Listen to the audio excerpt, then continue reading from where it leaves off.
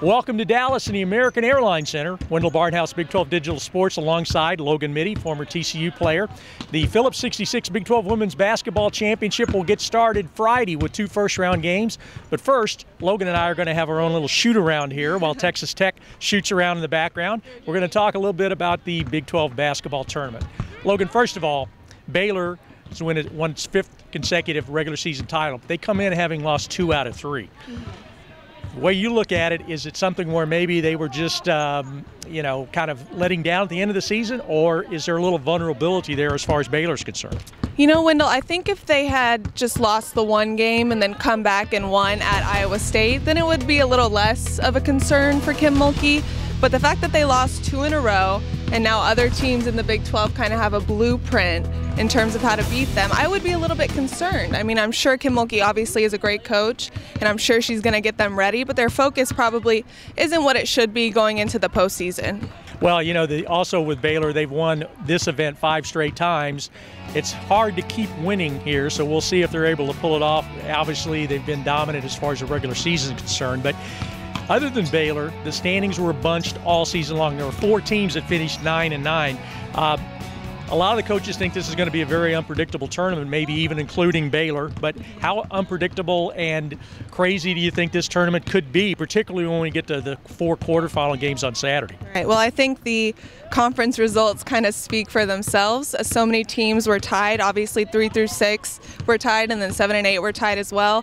There are a couple of really great games that we know for sure we're going to see on Saturday. Oklahoma State and Iowa State both had really good games at home and away. They were tight down to the wire. And then there's TCU Texas, which I think a lot of people might be overlooking just because TCU went into Austin, didn't play well at all, lost by 20 plus there. But I think TCU's offense is based on them hitting quick shots, and they just nothing was falling in Austin for them. But I think if they can get their shot going, that one's going to be pretty close. So we've got some good games coming up. Well, in the 2 first-round games, Kansas, K-State. K-State swept the series. West Virginia, Texas Tech, even though Texas Tech's the 10th seed, they beat West Virginia both games. And Oklahoma State and Iowa State, Oklahoma State won both games, and we all know how difficult it is to beat a team 3 times in one season. Now, TCU and Texas split their games. So, we'll see how that all works out. But the latest, with all the balance, do you think there's a dark horse team? And I know if it's hard to pick somebody, but do you think there's a team that could surprise us? I thought about this a little bit, and I really think the only team that comes to mind as kind of a dark horse to me is Iowa State. And I think that's because they were able to beat the 1 and 2 seed in Baylor and Oklahoma. Nobody else in conference did that. And coming into the conference tournament, if they want to look ahead a little bit and you're going to run into that 1 and 2 seed, you have a little bit more confidence just because you know you've been there and you've beat both of those teams. So for me, it's Iowa State. Yeah, and I think that's a good pick because they've got a senior point guard in Nikki Moody who is from the Dallas area, so she's going to be pretty pumped up to be playing here at the American Airlines Center.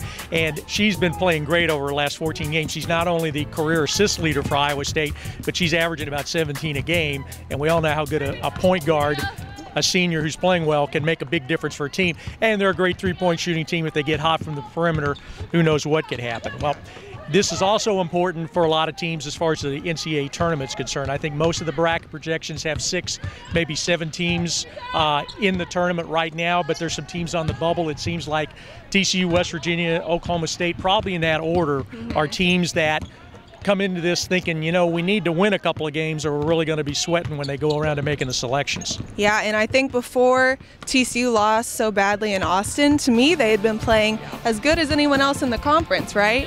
So that kind of set them back a little bit. I think before then they were definitely in. I still think they're probably in just because of their work, their body of work. But I think to feel pretty comfortable, they probably need to beat UT. Same goes for Oklahoma State. They've been a little bit streaky over the course of conference play, and as you said, they beat Iowa State twice, and it's hard to beat Iowa State a 3rd time, and that's who they have on Saturday. So I think they need to win that game to feel more comfortable as well.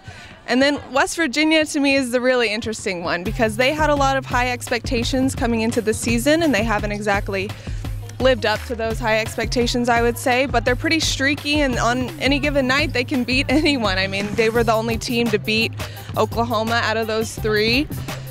So I think they definitely need to beat Texas Tech, though. You can't come into the conference tournament having been swept by them earlier in the year and then lose a third time. I think they definitely need to beat Texas Tech in order to feel good going into Selection Monday. And I think West Virginia, their roster is pretty thin. They've got players that are playing a lot of minutes.